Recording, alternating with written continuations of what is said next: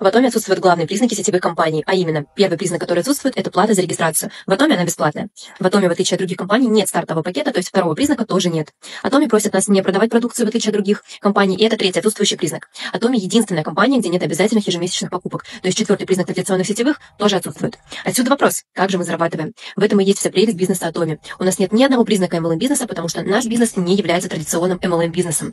Тогда почему компания называет себя таковой? Потому что у нас есть самая главная прелесть этого бизнеса – пассивный доход. То есть мы можем создать пассивный доход, который существует только в сетевом маркетинге. А как зарабатывать, не имея обязательных закупов?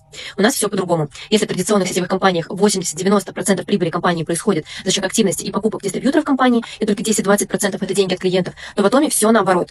90% это клиенты компании, и только около 10% это бизнес-партнеры. Здесь и кроются наши деньги, так как именно с покупок клиентов получается тот товарооборот, с которого компания нам платит вознаграждение. Хочешь узнать подробнее, как зарабатывать с Atomi, напиши мне в директ.